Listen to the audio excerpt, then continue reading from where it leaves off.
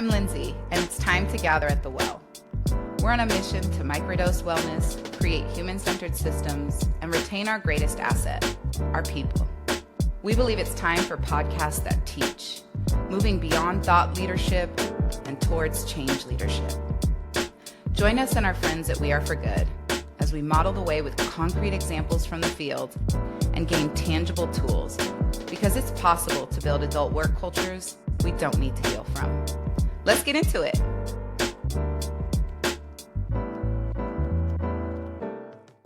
All right, welcome back to Gather at the Well. I'm so excited. I'm honored to be in conversation today with Dr. Jacquelyn Ollison.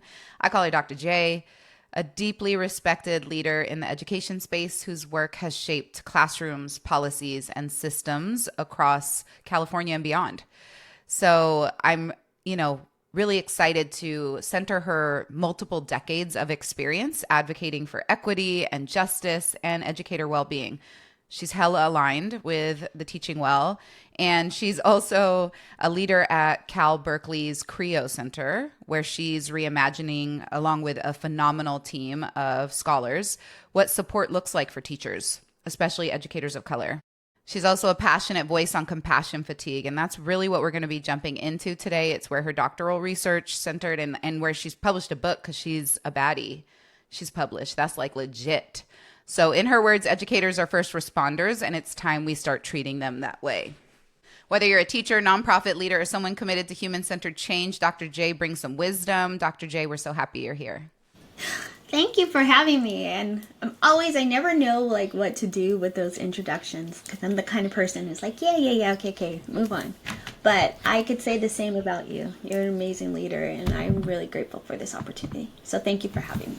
Dope. No, well, look, we are getting into it. And I think that this conversation is going to further illustrate the importance of not just self-care, but self-awareness and healing-centered interventions for educators, for nonprofit, social sector folks, for leaders in general. So I'm really excited. But first, I want to invite us into a grounding somatic, just to help our listeners transition from whatever busy life they are leading and to be more present. Just get comfortable for a moment. You might adjust your body, stacking your vertebrae. Again, you've heard me say it, and that continuity hopefully allows you to just drop in with greater ease. You want your body to be in an alert but relaxed position, anchoring your feet into the ground. And if it feels good, to close your eyes or lower your gaze. We're actually going to start with a bit of positive friction and a gentle self-touch. There's going to need to be a lot of self-compassion in today's conversation and beyond.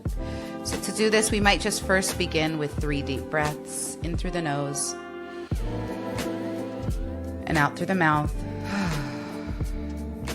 welcoming your audible exhales. 2 more just like that.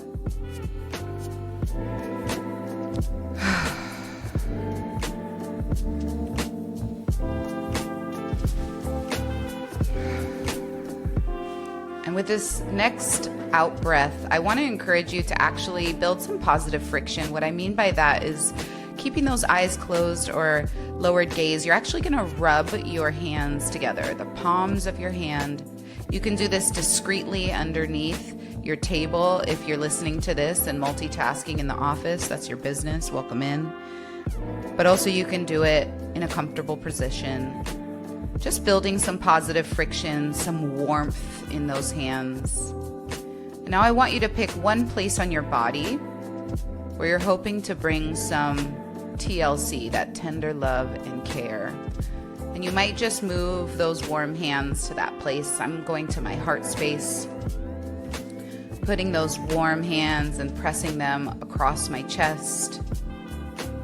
Just reminding myself that it's been a long week and a long month. I'm doing the best that I can, and I'm practicing that gentle self-compassion in this moment. One more deep breath here.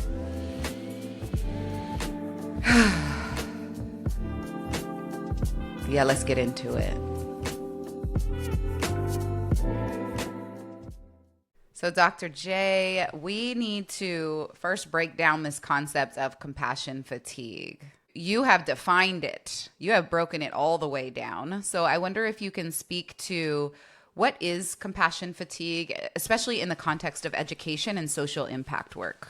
Yeah, absolutely. I think that, I mean, there's all these formal definitions, but I would say it's really the physical, mental, and emotional exhaustion that comes with working with people who are in constant states of distress or trauma.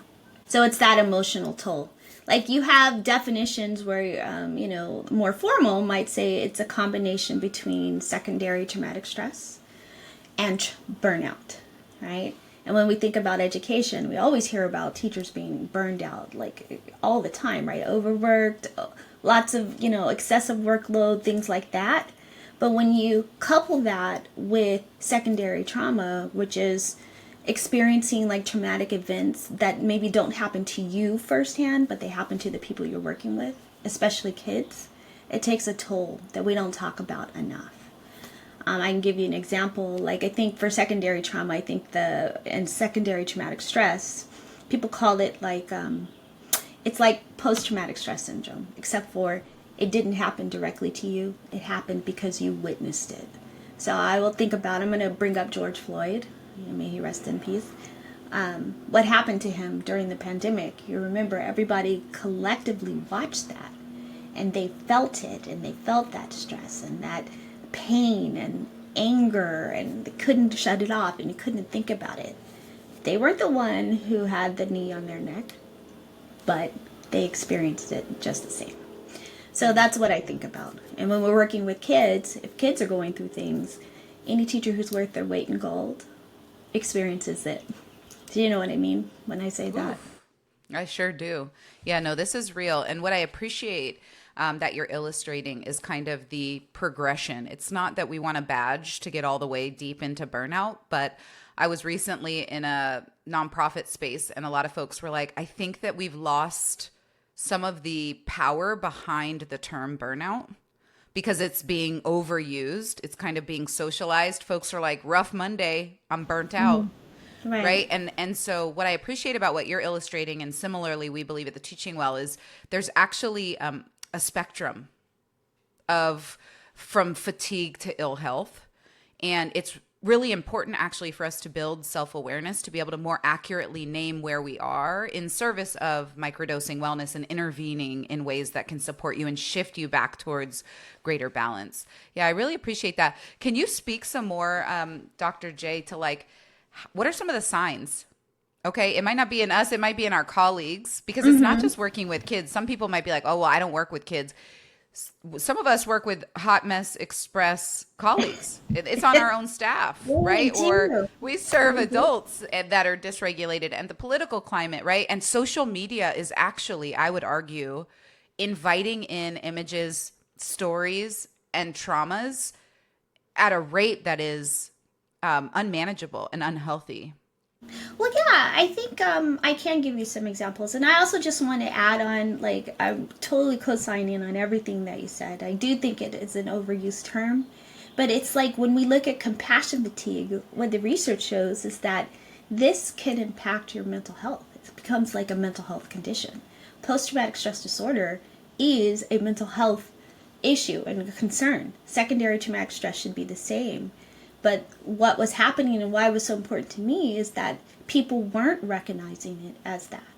And we're sitting in teachers, and teachers are in this space, and they're not healthy. And what I would say, some examples of compassion fatigue might be, you might be physically and emotionally exhausted. You're not that same pep that you might have. You might be experiencing anxiety. You might be experiencing depression.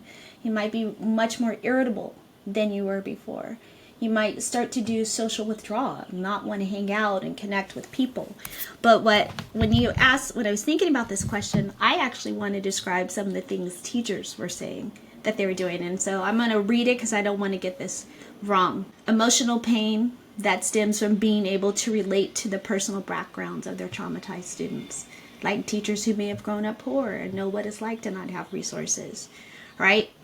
Compartmentalizing emotions. not being able to feel empathy for kids, being angry with a kid who might be expressing a lot of things as opposed to showing care, maybe feeling terrible or afraid or worried all the time about their students. Like that worrying that keeps you up at night. You can't sleep. Yeah, like you go home from work and you're still thinking about work late into the evening. I've seen people like definitely becoming less compassionate, short tempered, writing kids up with referrals when they wouldn't normally do that. But you know what else we're seeing, Lindsay? Is people not wanting to go to work. Hello, chronic absenteeism. Right? Hello. And people are doing that as a way of self care now. I've heard people say, well, I just take the day off. But if you're taking it so much more, then what we need to be thinking about is how are we building capacity in our teachers to be able to deal effectively with some of the things that are happening to them that they're experiencing. So it's not just a matter of, well, I'm going to leave or I'm just going to kick the kid out or I'm going to write a referral. It's how do I deal with what's happening with me in a way that I can thrive and I can create an environment that my kids will thrive in as well. Ooh, this is a whole testimony. What we started to talk about the teaching well is this concept of a PTO snowball. When one educator or one nonprofit staffer calls out because they need a mental health day and there are no subs because we have a sub shortage. So other educators have to use their preps, their lunch, their breaks to cover these classrooms. Then they need a PTO day. And then the folks that cover them, right? And so this was building for weeks at this school site. And the reality is that we need to figure out how to recognize. We say the first step in stress management is noticing. How do we recognize? How do we notice? How do we become self-aware? And then how do we advocate in pro-social ways that says, I actually need support and I want to intervene before I'm at the point of needing to be out, right? But I just want to underscore some of the similarities. Some of what you described in the teacher experience is very similar to the social impact sector, to folks in philanthropy that are doing tremendous amounts of travel. I'm realizing the toll of travel. This rumination at the end of the night where you're still thinking about rehearsing. It's an anxiety-based behavior. Conversations that have already happened or the ones that have yet to come. When you're over planning for meetings, to meet with families, to meet with stakeholders, right? And for me personally, I'll say a part of how I knew I had compassion fatigue as an administrator who was often breaking up fights and chasing kids down streets in Deep East Oakland.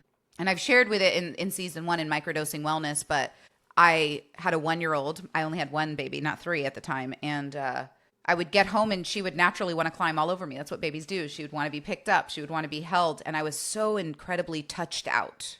I was so dysregulated and exhausted, and everything felt like such a lift that I couldn't manage it. So I'm really grateful that you centered these.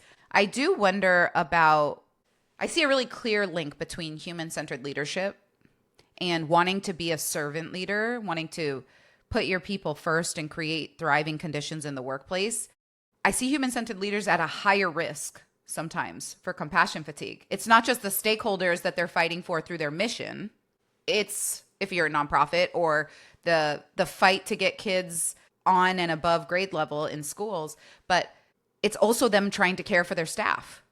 Yeah, what I'm hearing, and I was curious, like who would be more susceptible to compassion fatigue, right? Who's much more likely to get it? And what the research was showing in like social fields is that if you are someone who, if you're female, right? And this is why it's a big deal with teaching, because majority of teachers are women. If you are dealing with younger clients or younger students, people who are young and experiencing trauma, that tends to have a much stronger impact. One of the things I saw was that depending on the person's kind of like, I'm going to say the way they roll through the world, do they have like a mindfulness practice or a spiritual practice or a way that helps them make sense and cope with all the different things that happen in their life? In the absence of that, what tends to happen is people don't know what to do with it, right? They don't have a way of like thinking about it. Another thing that I found, and this is going to be, it's interesting, it's controversial, is is being an empathetic person. When you have the ability to put yourself in someone else's shoes, you have the ability to feel what they're feeling, right? You can feel it, you can sense it. And if you feel that, sometimes without some of the other coping mechanisms that we have, or I'm going to use the word coping mechanisms, or the capacity to deal with things, right? That can take its toll as well. You've heard people say it, like empathy fatigue, right? Well, what I'm saying with compassion fatigue, and why I think it's such a problem with our education, or something that has to be addressed, is that if you have all of that and you're experiencing burnout, which tends to come from excessive workloads, a feeling like you have a lack of control over the work that you are doing, maybe even a mismatch, maybe you're not even in the right role. If you combine all of that, that's when it becomes much more problematic. So when I saw it in education, I'm like, well, hold on a second. Majority of our teachers are female. They're working with kids. If you're working in high poverty schools, or where kids tend to experience a lot more traumatic circumstances or EASes, and the majority of our students in California qualify for free or reduced price lunch, this is something that I think is systemic, that we need to really talk about. And it doesn't just happen to teachers, it happens to leaders too, right? And I was just thinking, like, man, if you all saw that this was a problem with first responders, you saw it happening in nurses, you saw it happening in doctors, you saw it happening in therapists, and we would take steps to make sure that people understood that this could be like an occupational hazard and it could cause harm. So let's make sure that we're raising awareness, giving people tools to deal with it. Why haven't we done that for educators? Especially when those are the people who are with our kids. I want to know when I'm sending my baby into that classroom that they're going to be with someone who's healthy and able to give their best and wants to give their best. Gasp. I'm over here clutching my pearls. You're right. First of all, I also like visualized like a empathetic cross-sector coalition, right? I've long been saying that actually the social sector to me encompasses not just the nonprofit sector, but anybody who does service work caring for other people to enhance society. And so when I hear you saying an occupational hazard, it makes me really curious why in so many spaces folks are wholly unaware of the concept of compassion fatigue. Like, this should be in all HR trainings. This should be in policy handbooks. Here are the supports we put in place as compassion fatigue and burnout prevention. It's in your benefits package. It's in your onboarding conversation. It's just fascinating. And yesterday I was actually in a space with 12 nonprofit leaders in Northern California and a couple of funders to really talk about the state of philanthropy and what's needed in this moment. And as we looked around the room, 8 of the 12 were women. And I believe 8 were also BIPOC. And one of the leaders named, she's like, the face of the nonprofit landscape is changing. There are millions of nonprofits, but the face of leadership is changing. And as we diversify the workforce, and as this country's diversity increases, which is such a beautiful thing, right? It does make me wonder also about how we continue to think about culturally responsive or culturally sustaining practices. And I talk about this in Microdosing on the Margins episode, but I'm like, if we have the audacity to hire a diverse staff, then we better figure out how to meet their needs. So I think what you're naming is really potent. And I had a little checklist going in my mind. I'm like, oh, woman. Oh, I work with young people. Oh no, I can transfer accidentally some of their traumas with my own as a trauma survivor, as someone that grew up in challenging circumstances and somebody who's empathetic. I was like, oh God, I'm like one of the poster children. Help. Yeah, and that's the point. It's like so many of those boxes were checked, but it's checked for a lot of teachers, right? It's enough people to say that, yes, we do owe people this professional courtesy and this professional respect. What I see about teachers and leaders who are in these types of spaces that are all about service and support is that you typically are planners. I think you talked about that, right? So if you have the information ahead of time, then you can plan to do something about it. I think what frustrates me the most is the fact that because people don't talk about it, people don't know what is happening to them, right? They don't know that this is a possibility. And so there's a lot of guilt, especially when I was looking at high poverty schools or urban schools. There was a lot of guilt around feeling like you want to do as much as you can to help your kids or your students, and you don't have control over that, and you can't. So when someone is, experiencing, maybe they're being abused at home, right, or something like that, and you're trying to help and you have no control over that, you feel guilty about that. When someone is feeling like emotionally overwhelmed and they don't quite get why they're feeling emotionally overwhelmed, and then they take the day off, they feel guilty for that, right? And so there's this guilt. So people really want to do their best. I think as a system, it's our responsibility to make sure we're giving them all the tools that they can so that they can do their best. And so I personally, it's like if I had my dream, if you could just raise enough awareness about that this is a possibility, doesn't mean that it's going to happen to you, but we just want you to be mindful that when you're working with kids who are going through a lot, it could take a toll on you. So here are some ways you can take care of yourself. I mean, why wouldn't we do that? Isn't that fair? I mean, wouldn't that be the most just respectful, beautiful thing that we can give people? I mean, respectful, and it'd be good for business. For the person that's listening that isn't maybe the empath, is like still trying to be convinced that human-centered leadership is the way. This is good for business when your people aren't burnt out. This is good for retention. This is great for productivity. This is great for organizational health and culture, continuity of care for those you serve. Like, this is a best practice in the business industry. If that appeals to folks more than it's the right thing to do for people who care and serve. Okay, so let me ask you this, because we're starting to get to like what the system should do. I'm really interested in your thoughts on how policies can contribute to burnout or disconnection, right? Like codified systems, benefits, all of that. Like the human-centered leader that's structuring an organization, if they don't educate and support their staff around compassion fatigue, what could happen? Yeah, okay. Well, thank you for asking this. And I actually, the way that I guess I'll start with the way that I see policy. Policy for me is just a solution to an issue, right? Or a problem. There's something happening. We need some solutions around how to make this work. And oftentimes, I find that in education, especially, policies are written without thinking about the people who actually have to implement that work, Lord. right? You could have something that's top down and the people at the top are thinking, oh, well, let's just do this. But if you've never talked to the people who will be implementing it, and a lot of things when it comes to students is in the classroom, that's the teacher, then it will not work, right?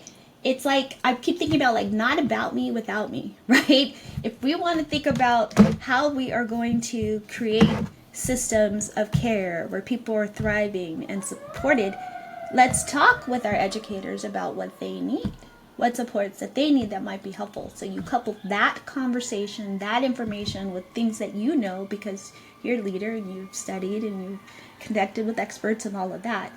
Then you start to get a policy that's more compassionate and inclusive of the people who are actually going to be doing the work. In the absence of that, I think a lot of times you get things that fail. When you said it's not about me without me, it links so beautifully to a part of what we've been advocating for, which is that in your change management or in your socialization of human-centered policies, you are seeking and integrating feedback from those most impacted, whether it be your staff or folks that are out in the field or those you're serving.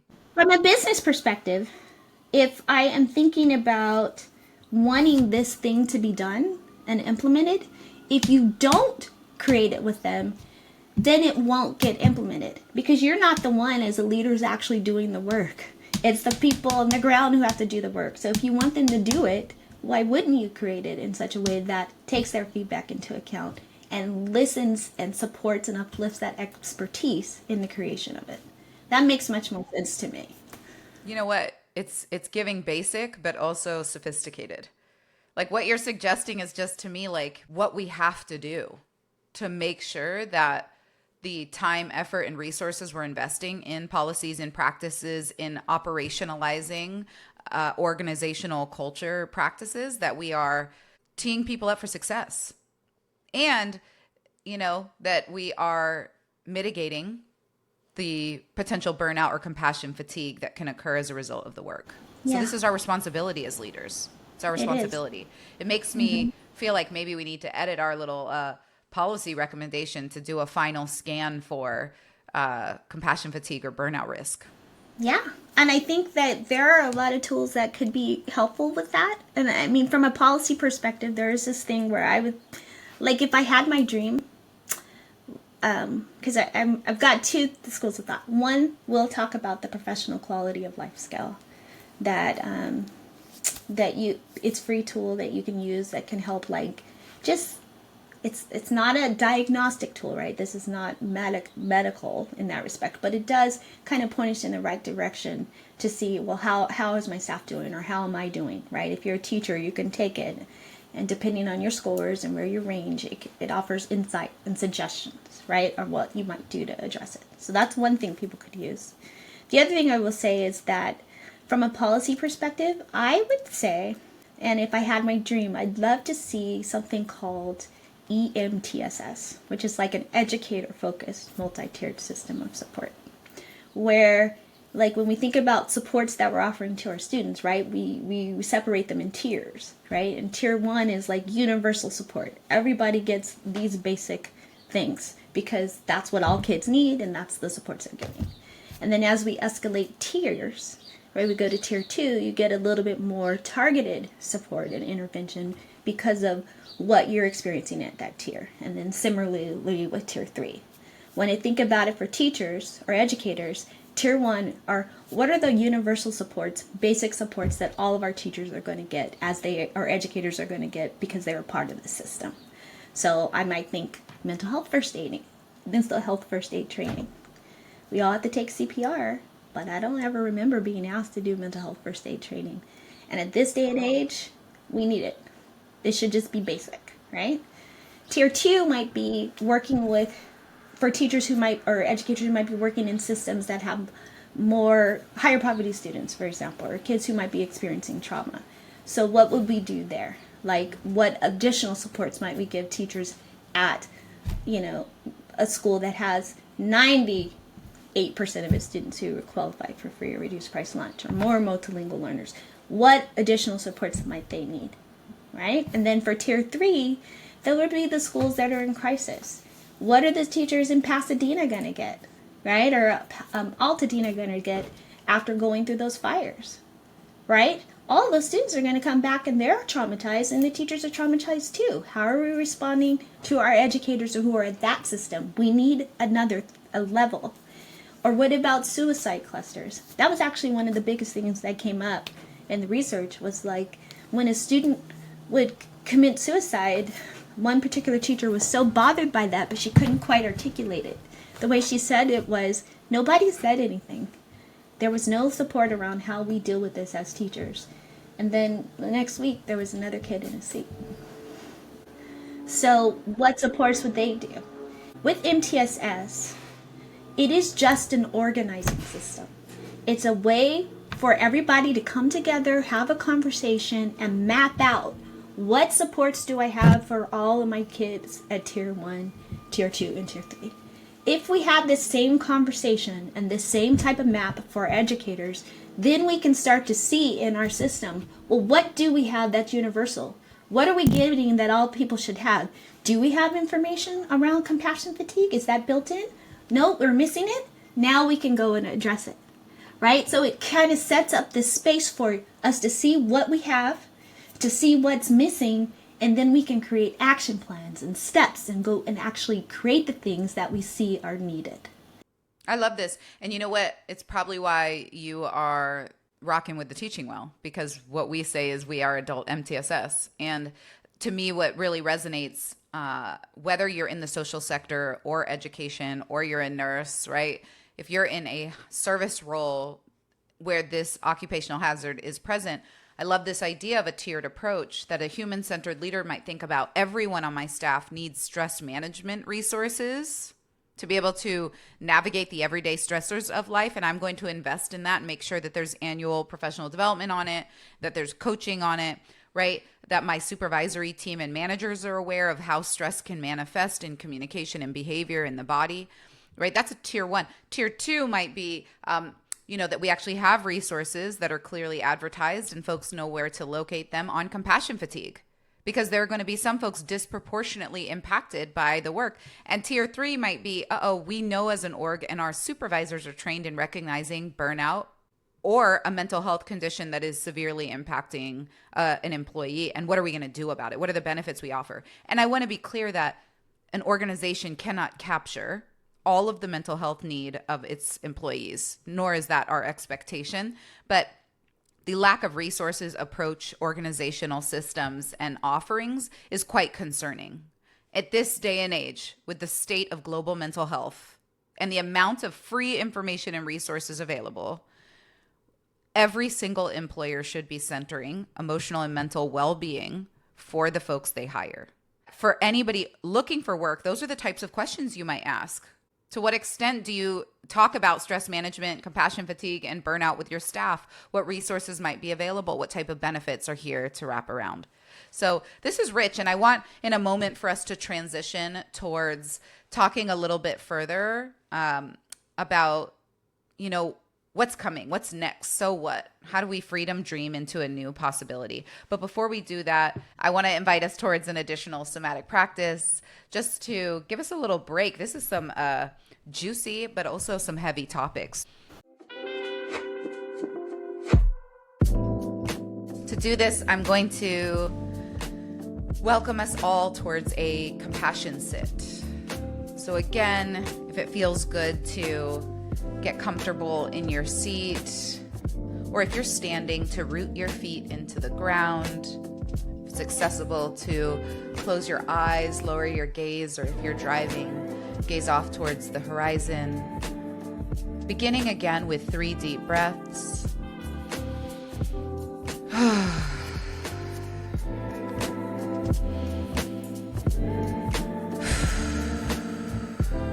Good, just like that. Really centering this concept as you steady your breath towards a regular cadence of self-compassion. Is there anything in your mind, in your body, or your spirit that is making you feel guilty, ashamed, or in any way like you are dropping the ball or letting folks down? In this moment, I'm inviting us towards a sense of greater self-compassion. You might internally narrate a couple of the things you've done really well, or the places that you've shown up as a steady force of goodness for the people around you. You might also remind yourself in this moment of a couple of realities that are completely out of your control. You can't control the politics or the finances of my org. I can't wave a wand and have a fully enrolled school.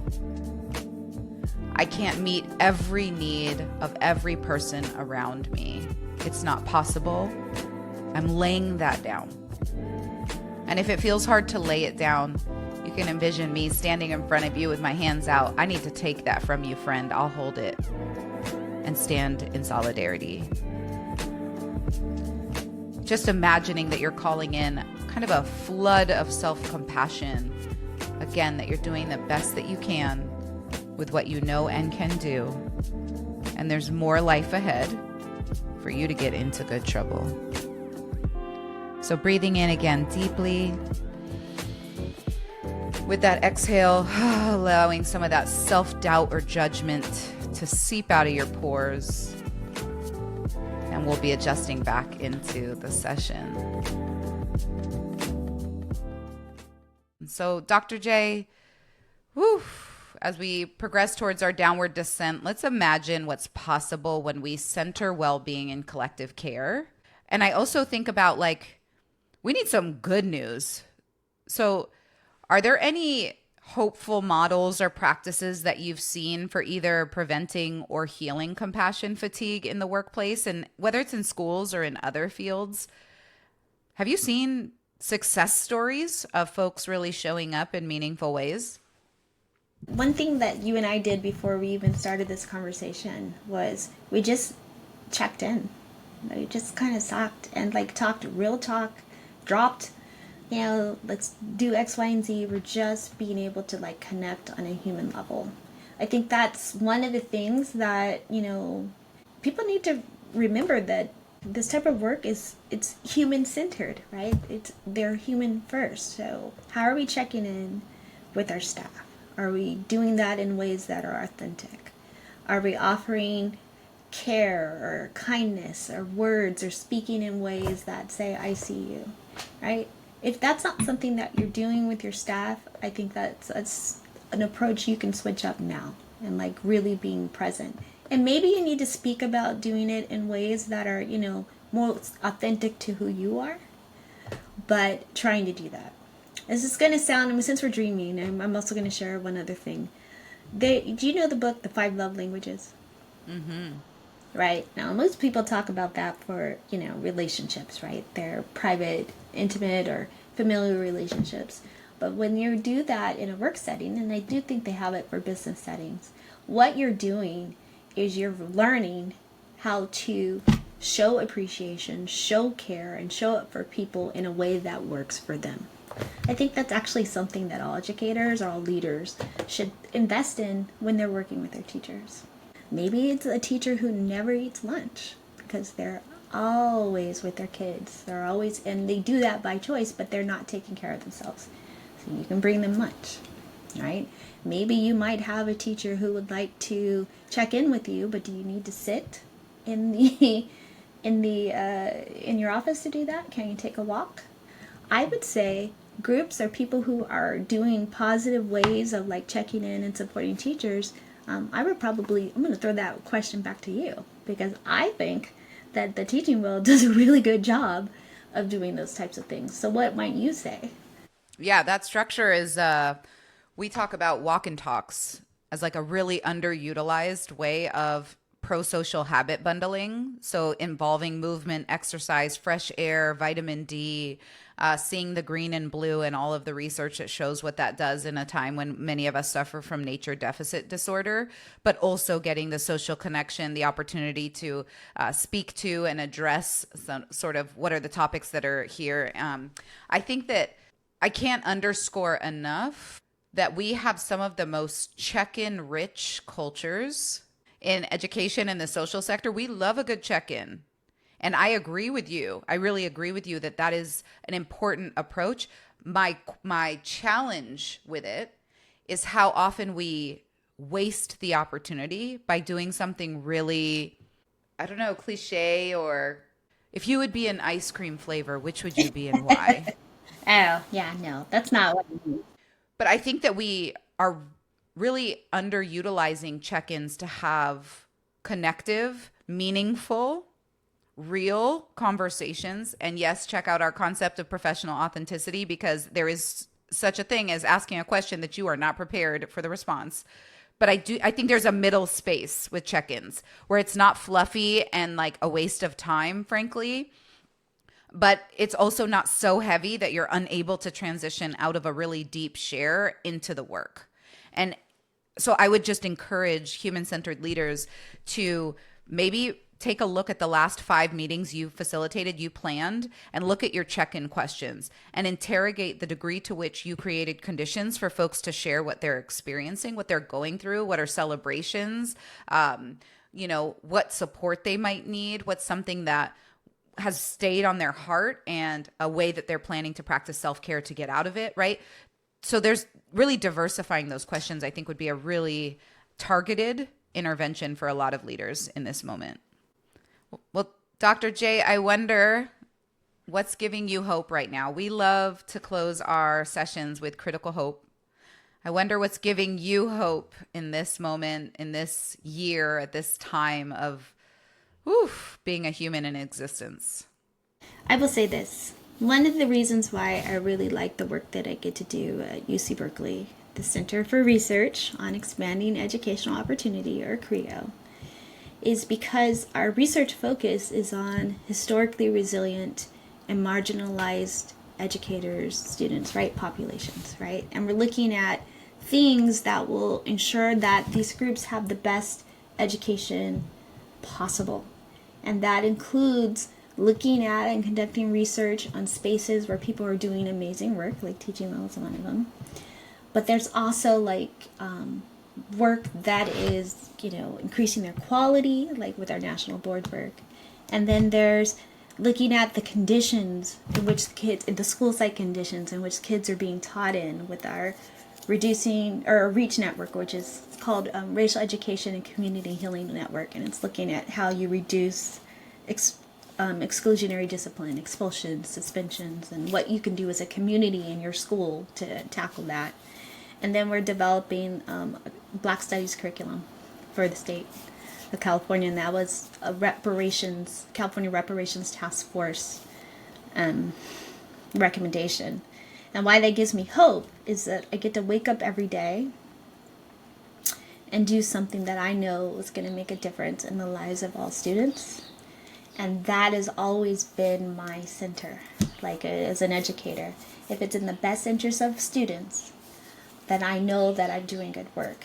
Having healthy, thriving teachers is not only good for teachers, but it's really good for our kids. Having students get a curriculum where they can see themselves reflected and tap into their historical legacy of greatness, it's important, right? It's important work. That's a model for Black studies. It can then become a model for other groups and other studies. It's just, there's so much possibility, and I wake up feeling incredibly blessed and happy every day because I get to do those things. I was about to flip this table just listening to you share. You have a testimony. I love to talk to folks that are passionate about what they do, that they still have that spark and that North Star, and that they've landed in a role that aligns truly with their most central values and inspirations. I also just want to double click on the epic reframe you just did, right? These aren't historically marginalized communities, though we can still use that term, but they're historically resilient communities. Come on. Yeah. I Yes. love some resilience. More There of that. we go. Yes. So, Renz, I'm going to wrap us down here with some affirmations that are linked to compassion fatigue, that are linked to your workplace well-being and all you deserve, in case that's something that you're interested in. Here we go. My worth is not measured by my output. I lead with compassion, and I extend that same compassion to myself. I release the need to carry everything alone. I am allowed to need what I give so freely to others.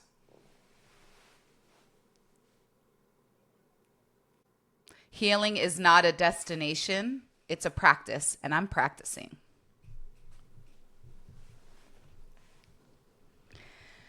So I think the homework that I've assigned, I already dropped during this episode, which is Dr. J recommended that we have transparent, easily accessible resources and information connected to compassion fatigue inside of our companies, inside of our teams, our schools, and our nonprofits. And so I'm asking you all to talk to HR, talk to your leadership team, discuss where is the next natural opportunity for you to socialize this concept of compassion fatigue with your employees and with your colleagues. And my other invitation for the human-centered leader is for you to take a look at the power of your check-ins and for you to craft some additional human-centered meeting openers, whether it be supervision or whole staff, that allow people to feel even 1% more seen by each other and within their own self-view. So we are so grateful to have had you here, Dr. J. I wonder how listeners can follow your work. Yeah, absolutely. I mean, you can follow me on LinkedIn, and I have a website that you can look up as well. It's drjsblog.com. I'll send it to you so you make sure you have the right one. I have a TEDx talk where I talk about this compassion fatigue. I would recommend sharing that with people. It's a great conversation starter. It's a great way to do training on this topic and what that means for your team. And then if you were interested in a lot of the things that I was sharing today, EMTSS, recommendations for teachers, what it might look like, buy the book. Use it as a book study because it's written in a way that people can study it together. I think it would be a great way. And it's not because I wrote it, although I'm happy and proud of that. I actually wrote it because my dream would be for people to learn and become aware about this and talk more about it. So read it and pass it on. Share it. Dope. Well, thank you so much for joining us, and thank you for bringing your wisdom, your research, and your expertise around compassion fatigue. May we all get well and get wise with this workplace hazard. All right, y'all, have a beautiful afternoon. I hope that wherever you are, you get to see a peak of sun, and if you don't, get you a happy light. We'll see you at the next episode of Gather at the Well. All right, y'all, thanks for coming to play at Gather at the Well, the podcast that teaches. If you like this conversation, come visit us online at teachingwell.org and hit us up on our socials. Remember to visit the podcast page to download a couple of useful tools to get your life and heal up your work.